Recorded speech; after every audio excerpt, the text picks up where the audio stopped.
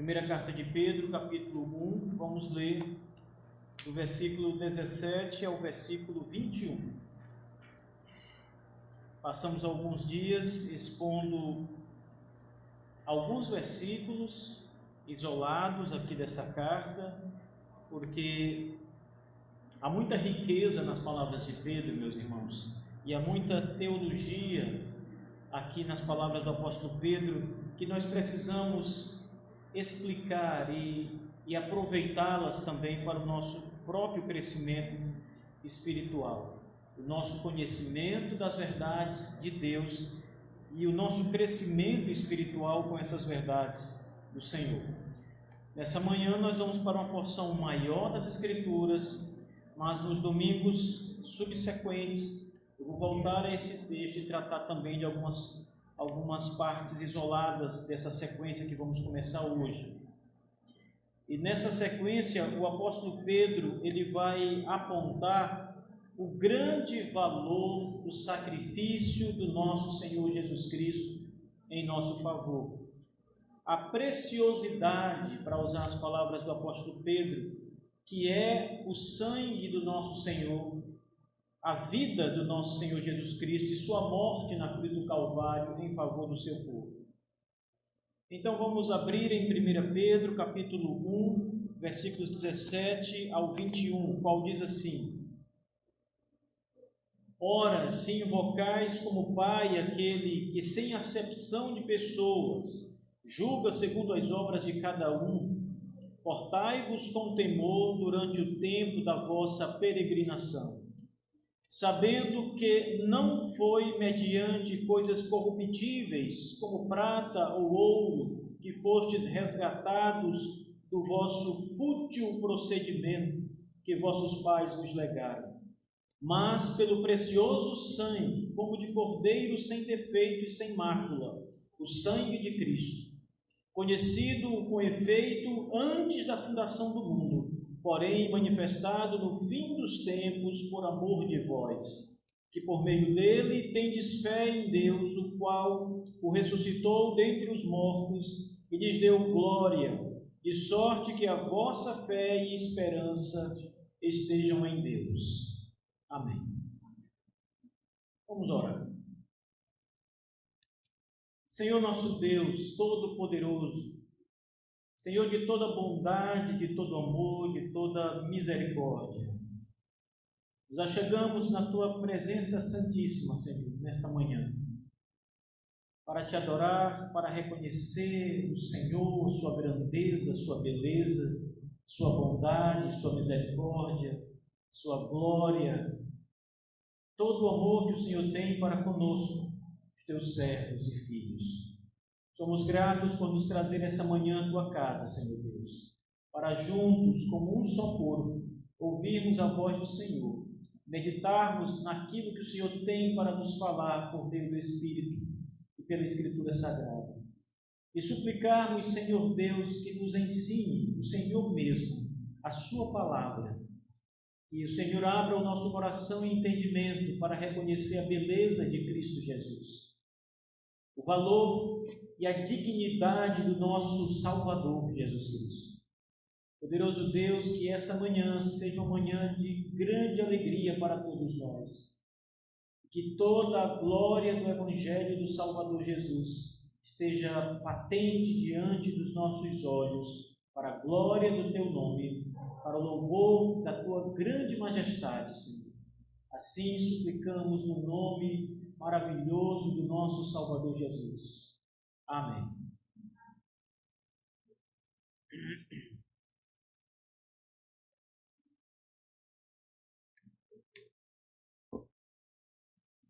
Queridos irmãos, vejam as palavras do apóstolo Pedro nessa sequência que nós estamos começando hoje de manhã. Observe como o apóstolo Pedro, depois de tratar com estes irmãos acerca da santidade, referindo-se tanto à santidade do próprio Deus, quanto à santidade que é requerida do povo de Deus, o apóstolo Pedro agora vai apontar para o Salvador especificamente, e para o valor da morte de Jesus Cristo e, na verdade, o valor do próprio Senhor Jesus Cristo por todos nós.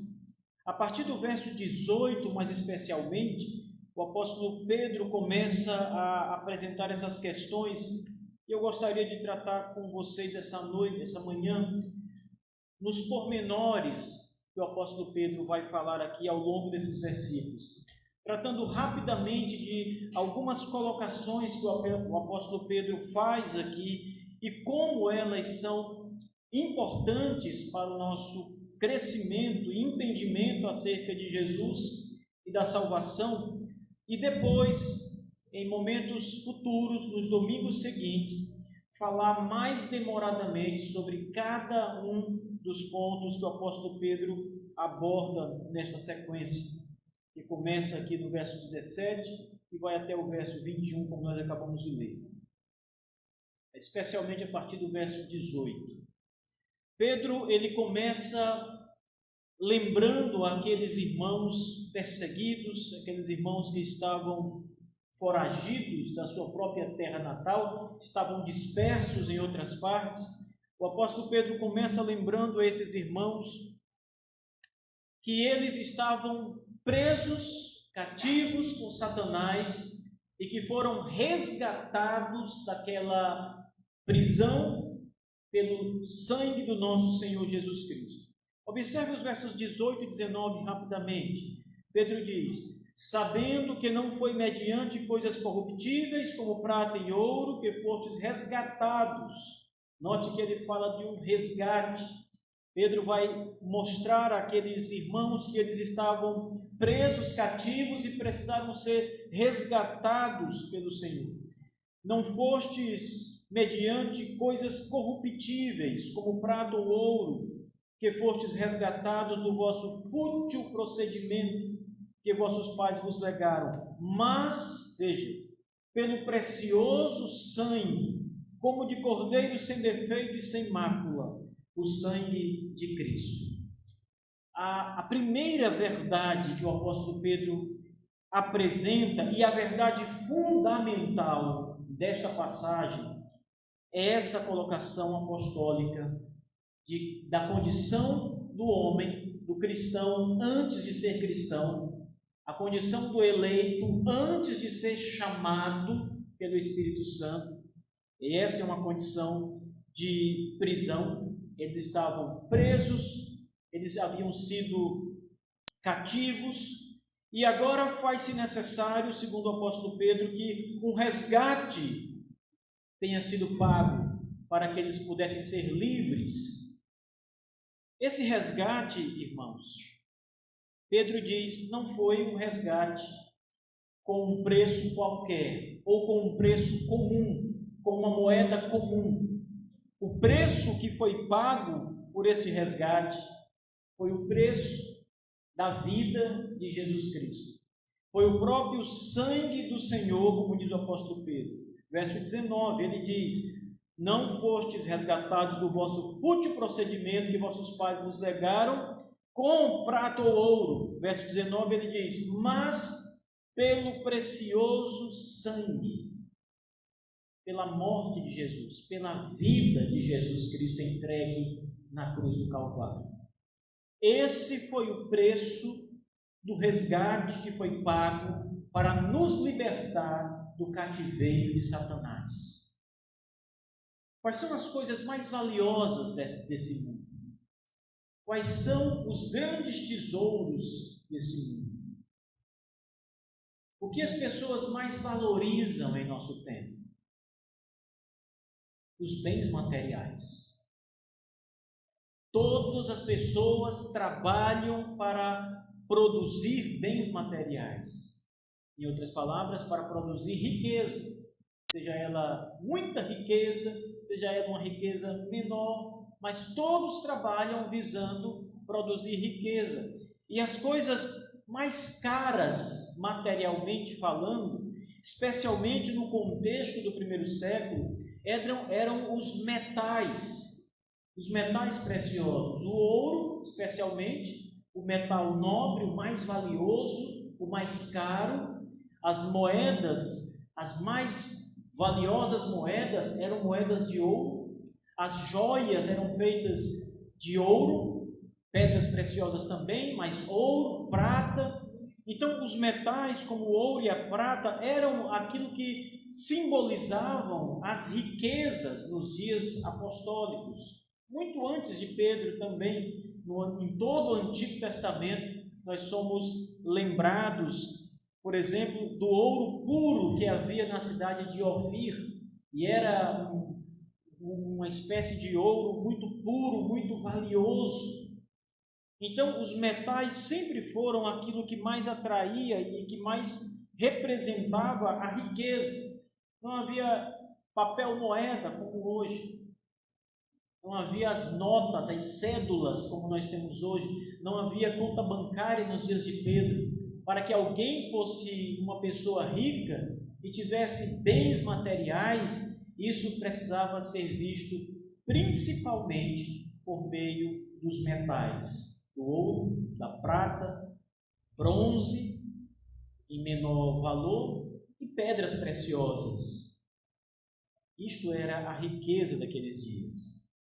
Mas Pedro está nos mostrando aqui que o preço que foi pago pelo resgate do povo de Deus se deu pelo precioso sangue de Jesus, não por ouro ou prata. Veja que a ideia do apóstolo Pedro é fazer uma comparação entre a riqueza desse mundo, ouro, prata, etc., as preciosidades deste mundo com aquilo que realmente é precioso, o sangue do nosso Senhor Jesus Cristo. Algumas colocações, irmãos, são importantes para entendermos isso. Primeiro, a ideia do cativeiro, que é apresentada aqui de modo implícito. Houve o pagamento de um resgate, isso quer dizer que nós estávamos numa situação de prisão, de cativeiro. Resgate apresenta exatamente essa ideia por trás. Alguém que está preso e que para ser liberto, um valor precisa ser pago. E a ideia desta prisão é exatamente a consequência dos nossos pecados. Nós, homens e mulheres, que cristãos hoje, mas que estávamos cativos até outro dia, pelas garras de Satanás, estávamos presos por causa da nossa condição como pecador. A realidade que nós nos encontrávamos no passado, meus irmãos, de prisão, de cativeiro, é a mesma realidade que todos os homens e mulheres sem Cristo se encontram. O mundo sem Deus está preso. O mundo sem Deus está cativo em seus pecados. Na verdade, a palavra prisão, ela traz uma ideia até menor do que o que a realidade apresenta. O apóstolo Paulo, na sua carta aos Efésios, vai dizer que estes delitos e pecados que nós cometemos são muito mais do que uma mera prisão. Paulo diz que, estando vós mortos em delitos e pecados, a realidade do pecado de toda a raça humana, ela é muito mais degenerada, ela é muito mais destruidora, muito mais mortal do que alguém se encontrar preso num calabouço, numa prisão, numa masmorra qualquer, numa cela de cadeia. Paulo diz que é uma realidade mortal, estando vós mortos. Mas aqui Pedro traz a ideia de que a morte, ao qual Paulo também fala mais adiante, ela é sinônimo de escravidão ao diabo. Vocês sabem, os nossos amigos, as pessoas que nós conhecemos, que estão sem Cristo, estão vivas, existindo de alguma forma. Elas andam pelas ruas da cidade, elas falam conosco, fazem seus negócios, elas estão por aí. Podemos ouvir a voz delas, podemos tocá-las. Então, em que sentido elas estão mortas, como diz Paulo em Efésios? No sentido em que Pedro apresenta aqui. No sentido de que elas estão mortas porque estão presas sob o domínio do pecado e sob o domínio de Satanás. Essa é a ideia. O sequestro é esta ideia de manter alguém no cativeiro. E a ideia por trás das palavras de Pedro é que o diabo mantém os homens sob o seu domínio espiritual. Em outra passagem de Efésios, o apóstolo Paulo também diz que antes de conhecermos a Cristo, ou seja, quando estávamos sob o cativeiro de Satanás, nós fazíamos a vontade da carne, dos nossos pensamentos, do mundo, e fazíamos também a vontade de Satanás. Esse é o cativeiro ao qual Cristo nos libertou. É sobre isso que o apóstolo Pedro está falando no verso 18. Sabendo que não foi por meio de coisas corruptíveis, como a prata ou o ouro, que vocês foram resgatados deste cativeiro espiritual, resgatados dessa condição de prisão satânica, as cadeias ao qual o diabo vos mantinha presos. Não foi pagando um salário em termos de prata, ouro, coisas dessa natureza. Na verdade, este resgate não é pago a Satanás, ao qual muita gente se engana. O valor pago é um valor cobrado pelo Pai, por Deus. A ofensa dos nossos pecados é uma ofensa cometida sempre contra Deus. A nossa inimizade não é contra o diabo. A nossa inimizade antes de Cristo sempre foi contra Deus. Nós éramos inimigos de Deus, não inimigos do diabo. Hoje somos inimigos de Satanás. Mas antes, nós, bem como todas as pessoas que não conhecem a Jesus ainda, eram amigos de Satanás, faziam as vontades do diabo, agiam em consonância com aquilo que o diabo tinha em mente. E isso nos mantinha presos a Satanás, afastados de Deus, longe de Deus, inimigos de Deus, em desobediência direta a Deus. E o preço que Jesus pagou para que essa inimizade com Deus fosse desmanchada, para que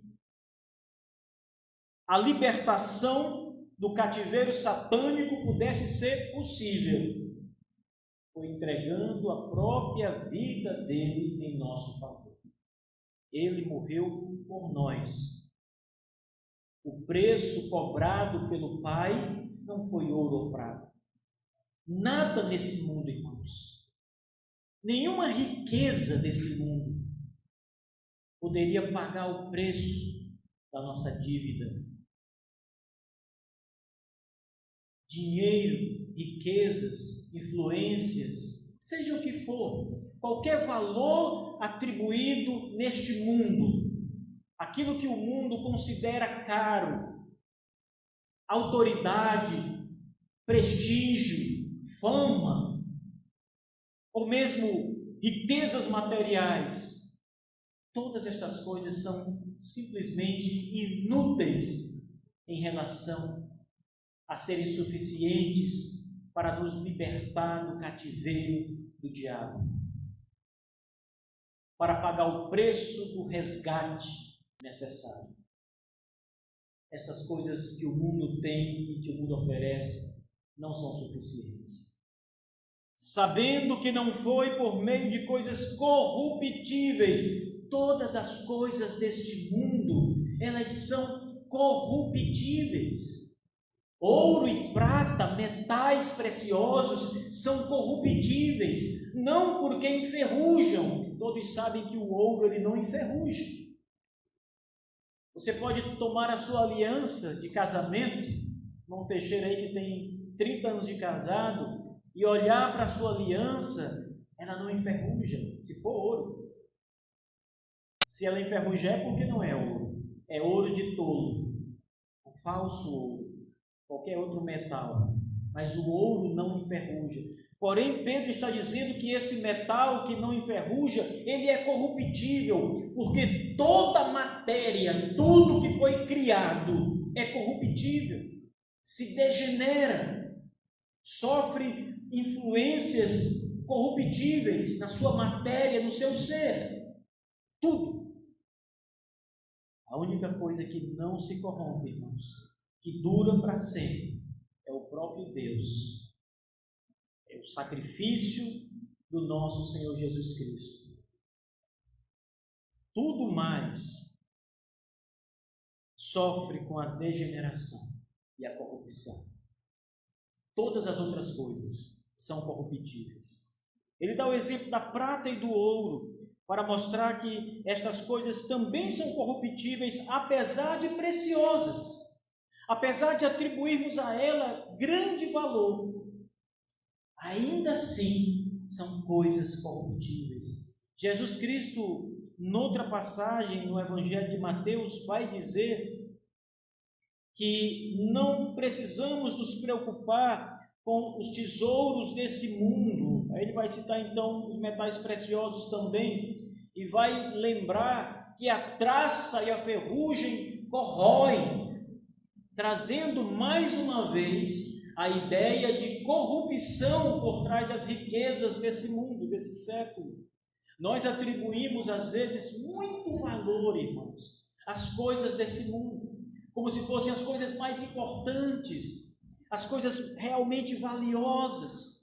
Você luta muito para ter um carro, para ter uma casa, para construir um patrimônio, e você considera aquilo o bem mais precioso que você pode ter. Mas veja, todas estas coisas são corruptíveis, todas estas coisas são nada diante do preço que deveria ser pago para nos resgatar da nossa situação de miséria espiritual.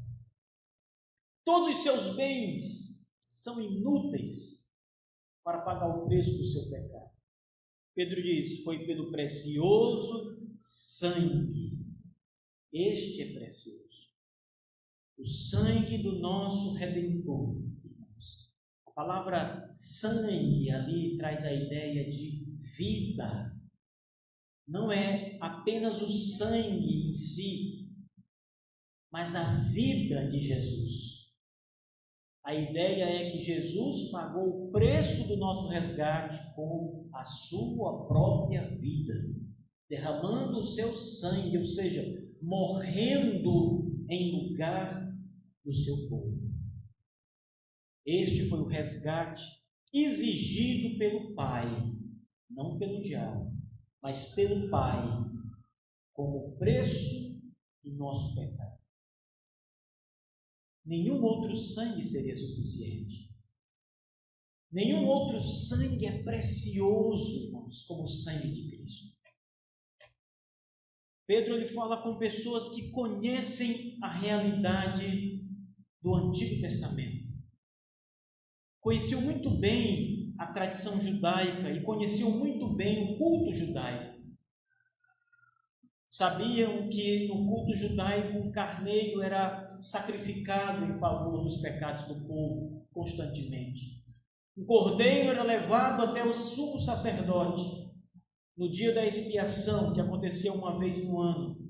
E aquele cordeiro era sacrificado, era morto. O sangue daquele animal era derramado sobre o propiciatório.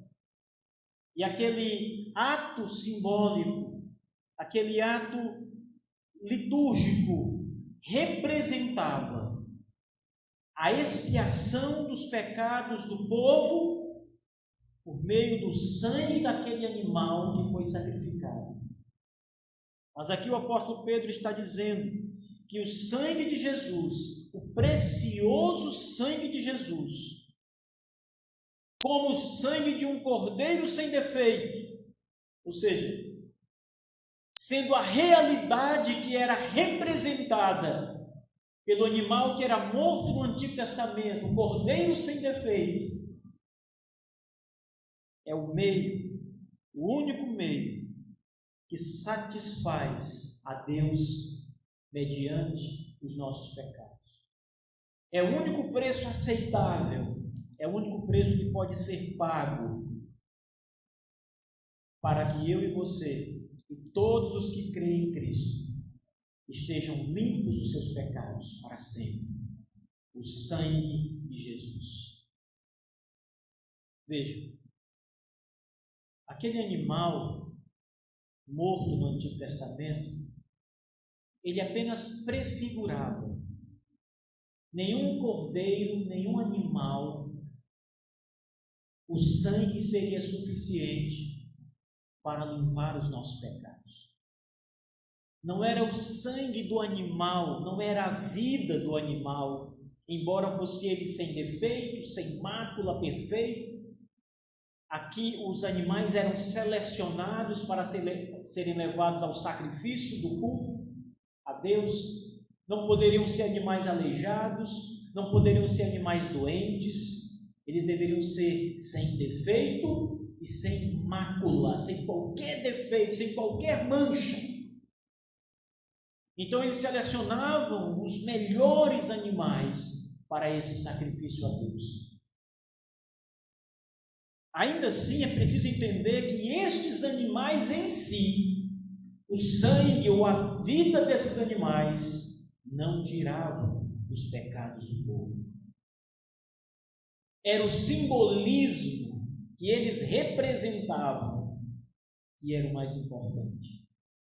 Quando aquele animal era morto, o que Deus estava passando ao povo é que havia uma substituição acontecendo. Os pecados daquele povo eram colocados sobre o animal e por isso o animal precisava morrer. Lembrem que todo pecado, irmãos, só pode ser expiado por meio de sangue, morte. Esta é a regra de Deus. Nenhum dos nossos pecados pode ser perdoado simplesmente Deus dizendo: estão perdoados os seus pecados. Esse é o início do ato divino de perdoar pecados. Mas para que esse ato divino, onde o próprio Deus diz: estão perdoados os seus pecados, é necessário que um outro ato aconteça: a morte de um substituto. E Deus enviou o seu Filho. Por isso ele pode dizer: estão perdoados os seus pecados, porque o meu Filho pagou o preço dos seus pecados. Não há perdão simplesmente com palavras.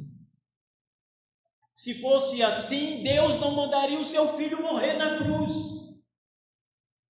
Ele pode perdoar os seus pecados, porque Jesus derramou sangue pelos seus pecados. Esse é o único meio. O cordeiro, então, era apenas um símbolo. Ele apontava, ele representava o Filho de Deus. Este, sim, verdadeiramente o seu sangue perdoa pecados, limpa pecados, purifica o homem. E aqui, quando o apóstolo Pedro faz esta referência, que o sangue de Jesus é como o sangue do cordeiro sem defeito, ele está apontando para aquele que de fato limpava os pecados do povo da antiga aliança, aquele que limpa os pecados do povo da nova aliança, Jesus Cristo. Não ouro, não prata, não pedras preciosas, nenhum tipo de riqueza ou bens materiais, nenhuma outra pessoa, nenhum outro substituto, nem animais no Antigo Testamento, nem qualquer outra pessoa, nem qualquer outro ser humano.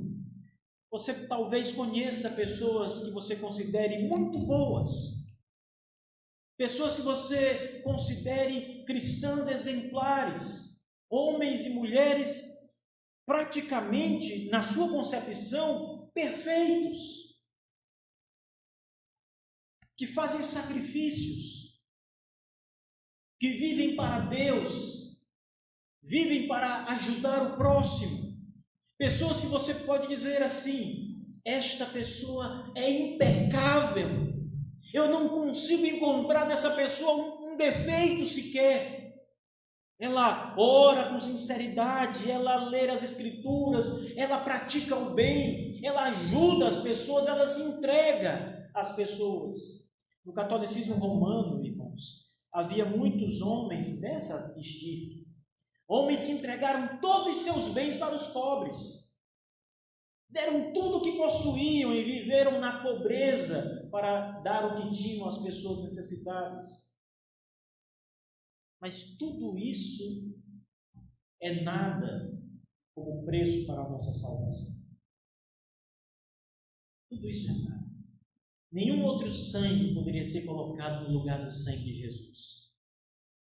Se você conhece uma pessoa com esse padrão que eu acabo de mencionar, saiba que se essa pessoa fosse para a cruz no seu lugar, você iria para o inferno e ela também iria para o inferno. Porque ela não é capaz de expiar nem os seus próprios pecados, que dirá os pecados de outros. O sangue desta pessoa é poluído com o pecado, assim como o nosso sangue.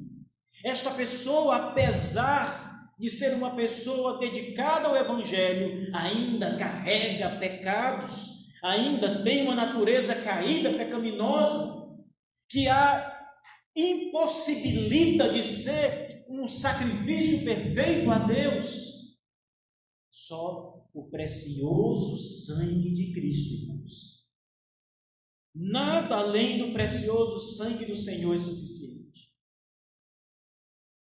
O sangue de Cristo é suficiente e é o único que pode limpar os nossos pecados. Nada desse mundo, nenhuma outra criatura, nem anjos, nada, nenhuma outra pessoa que você conheça, nem bens, nada nesse mundo poderia limpar os seus pecados, senão o precioso sangue de Jesus, sem mácula e sem defeito, o sangue de Cristo, como diz o verso 19. Não há outra coisa. Às vezes, irmãos, é comum cairmos no erro, e esse é um erro católico romano, é um legado do catolicismo romano, acharmos que não a nossa prata ou o nosso ouro, mas acharmos que as nossas boas obras podem de alguma forma ajudar na nossa condição perdida. Muitas pessoas acreditam que se fizerem boas obras, Deus vai aceitá-las. As boas obras seriam uma espécie de pagamento aceitável. Pagamento aceitável para que a sua condição de perdido pecador pudesse então ser desconsiderada por Deus por causa das boas obras. Mas isso é inútil, irmãos. Não caiam nesta cilada de achar que fazer coisas boas ajuda-nos a ser salvos. Fazer coisas boas é um passaporte para a vida eterna com Cristo. Não é. Fazer coisas boas é um ato bom, é um ato cristão, que tem que ser praticado. Nós temos que ser homens bons, no sentido de boas obras, ajudarmos as pessoas que precisam da nossa ajuda, nos esforçarmos com a nossa vida para o bem do próximo. Essas coisas são esperadas de nós. Mas essas coisas não são o pagamento pelo preço do nosso pecado. Se dependermos delas, estaremos perdidos para sempre. No passado, o catolicismo romano ensinou muito isso. Que você poderia ter os seus pecados perdoados se você fizesse coisas boas. A salvação, então, era pelas obras, totalmente pelas obras. Cristo fez uma parte do serviço necessário, Cristo pagou uma parte do preço necessário, mas havia ainda a sua contribuição, a sua contrapartida. E esta contrapartida vinha em forma de boas obras, de caridade, de ajuda. Por que havia no passado, por meio do catolicismo romano, especialmente, tanta luta por esse tipo de atividade benéfica, benevolente? Porque acreditava-se piamente que as boas obras ajudavam na salvação. Mas não foi somente isso o erro do catolicismo romano.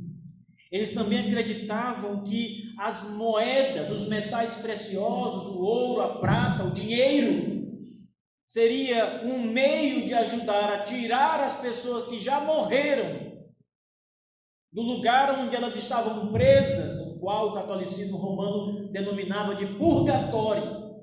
Uma invenção, algo que não está nas Escrituras. E o catolicismo denominava esse lugar de purgatório. E a única maneira de resgatar uma alma do purgatório era por meio da prata, do ouro, dos metais, das pedras preciosas, do dinheiro. Pagando, comprando títulos à Igreja Católica Romana.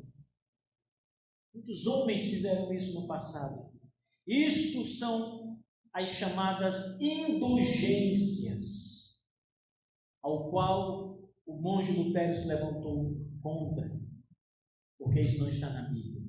E aí nasceu a Reforma Protestante. Os homens chegavam com dinheiro e compravam um documento assinado por um cardeal, por uma autoridade católica romana, garantindo que a alma do seu antepassado, seu pai, seu filho, seu avô, seu tataravô, que estava no purgatório, estava agora livre do purgatório por causa do dinheiro que foi pago, os bens que aquela pessoa deu à igreja. Veja como tudo isso é diabólico, irmãos. Veja como esse sistema papal, católico romano é infernal, é maligno. Veja como nós ainda hoje temos que nos levantar e pregar contra a heresia católico-romana. Pedro está dizendo aqui com todas as letras, sabendo que não foi mediante coisas corruptíveis como prata, ouro, que fostes resgatados do vosso fútil procedimento que os vossos pais nos legaram, mas pelo sangue de Jesus Cristo, pelo precioso sangue, sangue como de um cordeiro sem defeito e sem mácula, o sangue de Cristo. Não há outro pagamento suficiente senão o sangue de Cristo. Apenas o sangue de Cristo. Você pode ser um milionário. Você pode ser o maior empresário da terra. Todos os seus bens são corruptíveis e não podem comprar a salvação de Deus. Apenas recorrendo ao Senhor Jesus, apenas suplicando, se humilhando na presença de Cristo, apenas clamando a Cristo pelo perdão e crendo nele de todo o coração, os pecados podem ser perdoados. Este é o único preço aceitável, Cristo Jesus. Ouro, prata, qualquer outra coisa desse mundo é nada diante de Deus. Todas as religiões, como o catolicismo, mas não somente a Igreja Católica Romana, todas as demais religiões cujo sistema está envolto em obras, é nulidade e adversário de Cristo. Prega contra Deus, contra Cristo, contra o sacrifício suficiente do Senhor. Daí o motivo, meus irmãos, ao qual nós não temos comunhão com católicos romanos, ao qual nós não temos comunhão com seitas que precisam de obras para continuar existindo e se sustentando. Nós confiamos unicamente no sangue do Cordeiro de Deus. Confiamos unicamente na morte da cruz de Jesus Cristo. Confiamos que tudo que o Senhor fez é plenamente suficiente. E é o que Pedro está dizendo. Nós fomos resgatados pelo precioso sangue de Cristo. Pelo precioso sangue de Cristo.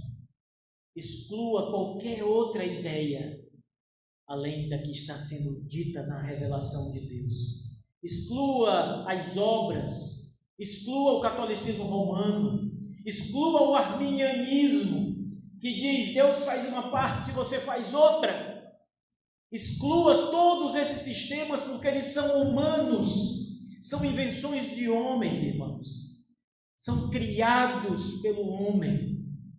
A única coisa que funciona e que é aceitável pelos séculos dos séculos é o sangue precioso do Senhor Jesus, o sangue de Cristo, o sangue do mediador da nova aliança, o sangue do Cordeiro do Antigo Testamento, que era, na verdade, uma prefiguração do Filho de Deus.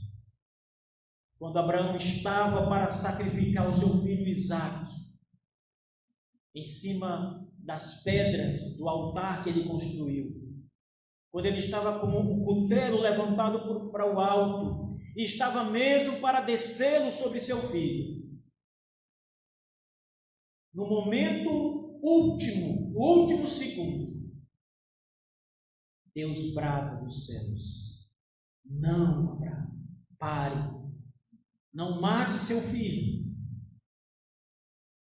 Eu providenciei o substituto. E quando Abraão olha de lado, ali está um cordeiro, um animal que vai ser morto em lugar do seu filho. Aquele animal era uma sombra, prefigurava, representava, simbolizava o Filho de Deus. É o sangue do Filho de Deus que nos limpa dos nossos pecados e que garante a nossa salvação. O preço que Deus exigiu, veja bem, o preço que o próprio Deus determinou, aceitável pelos pecados dos homens, foi o sangue do seu Filho. Nada além disso, nada aquém disso, nada mais do que isso. Deus não quer o sangue de Jesus e mais alguma coisa, mas Deus também não quer nada menos do que o sangue do seu Filho, como propiciação pelos nossos pecados. É por isso que no tempo determinado, Paulo diz, na plenitude dos tempos, Deus enviou o seu Filho ao mundo, para que ele fosse enviado ao madeiro maldito e ali morresse, pagasse o preço exigido pelo Pai pelos nossos pecados. Você não precisa de Cristo e obras, você precisa de Cristo somente, apenas o seu sangue precioso. Você não precisa de nada aquém de Jesus, porque isso é insuficiente. Todas as suas riquezas você oferece a Deus e diz, Senhor, é isso que eu tenho. Deus rejeitará tudo, porque Deus diz, o preço que eu exijo é o sangue precioso do meu Filho. E só isso basta para mim. Apenas o sangue, puro. Sangue puro, ou seja, não pode ser misturado com as nossas boas obras. Isso invalida o sangue do Cordeiro apenas. Este é o preço que foi pago pelo nosso resgate. Você está livre de Satanás. Você está livre dos seus pecados, da condenação que caía sobre você. Agora nenhuma condenação há Diz o apóstolo Paulo, porque o preço dos seus pecados foi pago na cruz pelo nosso Salvador Jesus Cristo.